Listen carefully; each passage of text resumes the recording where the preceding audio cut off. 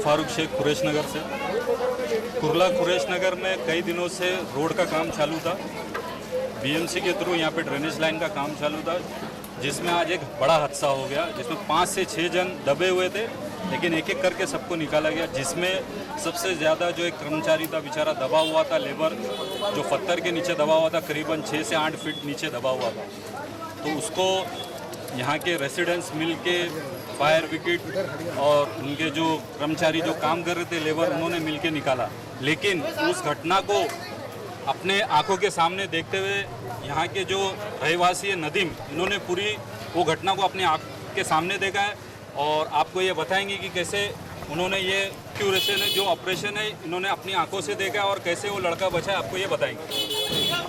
बताइए नदीम, कैसे ये यहाँ पे अस्सलाम वालेकुम, काम चालू था? मेरा नाम नदीम है। ये ऐसा हो गया कि वो ड्रेनेज की लाइन जो वो लोग खोदते हुए जा रहे थे और ड्रेनेज की जो लाइन है वो थोड़ी सी ऐसा क्रॉस होके हमारी गली से टच होते हुए गई है दूसरा चेम्बर उसका बाजू में। तो इन लोगों को हम लोगों ने मना की है कि भाई वो सीधा पट्टा मत खोदो, जैसी पाइपलाइन है उसी तरीके से पाइपलाइन खोदते हुए जाओ और उसी तरीके से तुम अपना पाइप लेते हुए जाओ। मगर उनके जो कॉन्ट्रैक्टर वगैरह जो है उन लोगों ने माने नहीं और सीधी सीधी लाइन लेकर चले गए।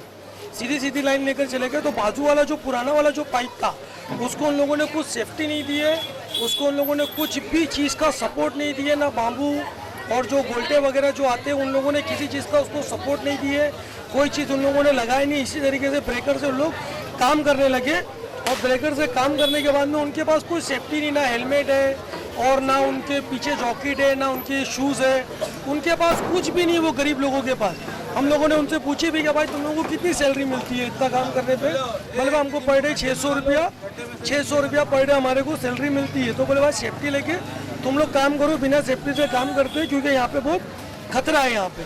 तो उन लोगों ने माने नहीं। फिर भी उन लोगों ने क्या किया, आज ऐसा हो गया कि उन लोग पाइपलाइन डालने लगे और जो बाजू वाली जो पुरानी जो पाइपलाइन थी उसके यहाँ का जो हिस्सा और जो चट्टान थी वो पाइपलाइन पटकने की वजह से और 3-4 आदमी अंदर थे और जैसे उन लोगों ने पाइपलाइन को पटके और सपोर्ट देने लगे वैसे ही बाजू वाली पाइपलाइन का जो हिस्सा था दीवार, बाजू वाली जो दीवार थी पाइपलाइन की पुरानी वाली, वो आकर इन लोगों के आंख पे गिर गई। अब उसमें ऐसा हो गया 3 लोग ने बहुत मुश्किल से झटपट करके फटाफट ये लोग निकल गए, मगर एक लड़का उसके अंदर चट्टान के अंदर दब गया। आपको क्या लगता है कितनी मतलब गहराई इन्होंने खोदा हुआ है? ये गहराई इन लोगों की थी 13 से 14 फुट की गहराई थी इनकी, 13 से 14 फुट की गहराई थी और जो पत्थर जो गिरा है पूरा वो ऊपर से 3 फीट के ऊपर थे वो चट्टान गिरी है। 3 फीट के ऊपर थे वो चट्टान गिर के उसको दबा दिए उन सब लोगों ने। आपका क्या कहना है कि ये काम करते करते मैंने सुना कि यहाँ पे जो बाजू में बिल्डिंग है इसके ऊपर भी कुछ वही सब डैमेज वगैरह आ गया क्योंकि ये सब ऐसा खसकते चला जाएगा तो हमारा तो सब लोचा हो जाएगा ना। इसको जब तक ये लोग कुछ सपोर्ट नहीं देंगे और डैमेज वगैरह आ गया पूरा। यहाँ पे आपको लगता है कि यहाँ पे बिल्डिंग में क्रैक आया हुआ है?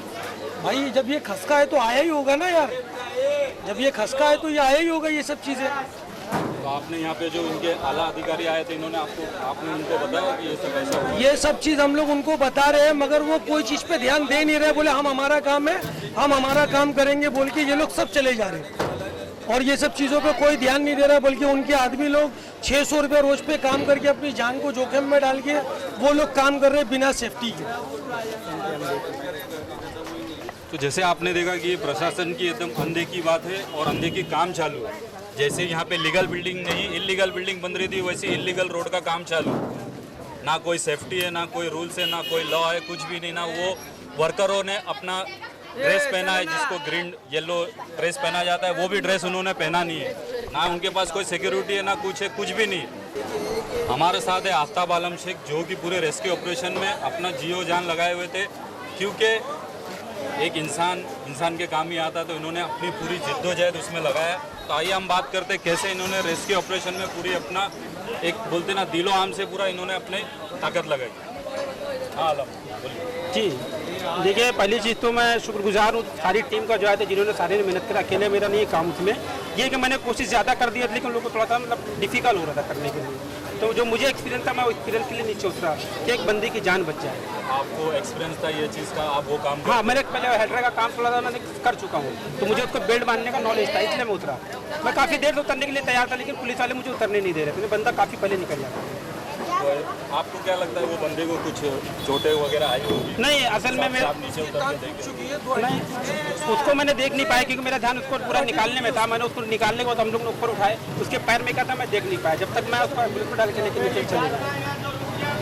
जब ये जैसे कि जो फायर ब्रिगेड है, जी हाँ। जब टेक्निकली उसको बेल्ट मार के निकाल नहीं पा रहा था, तब तक फंसा हुआ था, जी। तो आपने किस तरीके से उसमें मतलब क्या चीज़ टेक्निकली काम करा जो आपने- ठीक है, वो 2 बेल्ट को ऐसा फंसाया जाता है कि स्लिप ना हो। उन्होंने क्या किया, उसको गांठ मार दिया था।